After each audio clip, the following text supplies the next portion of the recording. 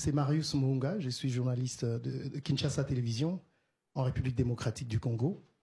Votre visage est un visage d'espoir pour le peuple congolais depuis la première fois qu'ils ont fait votre connaissance quand vous êtes arrivé à Kinshasa. Et je vous remercie pour tous les efforts que vous êtes en train de faire pour amener la paix en RDC.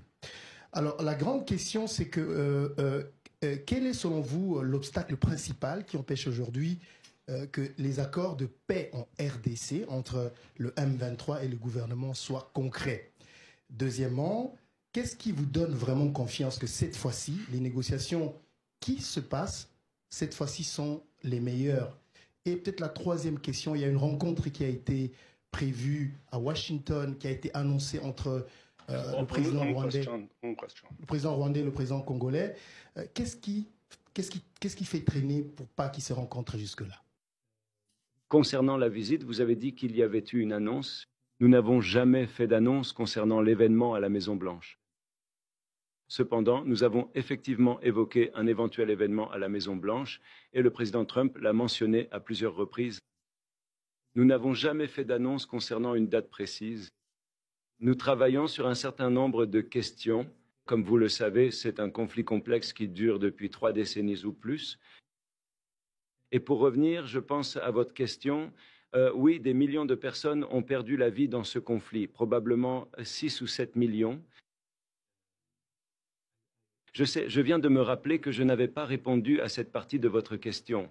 Donc oui, c'était je suis d'accord avec le président Tshisekedi sur ce qu'il a dit. Maintenant, s'il l'a qualifié de génocide ou si c'est une expression, c'est une question de technicité sur laquelle je ne suis pas en mesure de me prononcer pour l'instant. Mais des millions de personnes ont perdu la vie, et cela c'est après le génocide. Nous ne parlons pas du génocide rwandais. Donc c'est un processus complexe et nous avons mis en place, le plus important, c'est que nous avons mis en place de nombreux mécanismes entre les deux parties. Et là, je parle de la République démocratique du Congo et du Rwanda, mais aussi entre le mouvement 23 mars et la République démocratique du Congo. Ils viennent tout juste, nous avons annoncé il y a quelques semaines, ou peut-être plus, peut-être un mécanisme d'échange de prisonniers entre le M23 et le gouvernement de la RDC. En fait, ce matin même, j'ai eu le privilège de rencontrer le chef du Comité international de la Croix-Rouge, car cet accord est entre le mouvement du 23 mars et le gouvernement de la République démocratique du Congo, mais il est facilité par le Comité international de la Croix-Rouge. Et cela a été conclu à Doha. Donc il y a de bonnes avancées et de bons progrès qui se produisent à Doha. Nous avons donc d'abord eu la déclaration de principe. Ensuite, nous avons eu cet échange de prisonniers et nous travaillons également sur un certain nombre de mesures de renforcement de la confiance. Mais quant à savoir s'il y a des obstacles à ce processus en particulier, vous savez, il s'agit d'un dialogue interne. C'est un conflit. Il faut s'attaquer aux causes profondes du conflit. Et les deux parties ont accepté de traiter les causes profondes dans la déclaration de principe du 12 juillet. Donc, je crois qu'il y a 9 grands axes de travail et certains d'entre eux peuvent prendre du temps.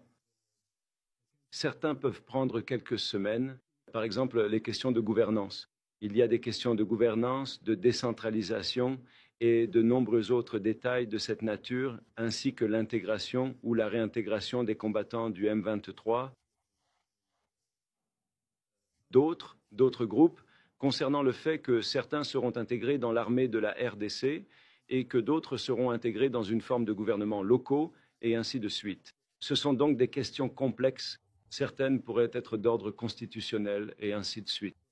Donc cela prend effectivement du temps. Cependant, nous avons un projet de texte, donc beaucoup de travail a déjà été accompli. Et encore une fois, le Qatar a joué ici un rôle énorme. Et nous avons un projet de texte.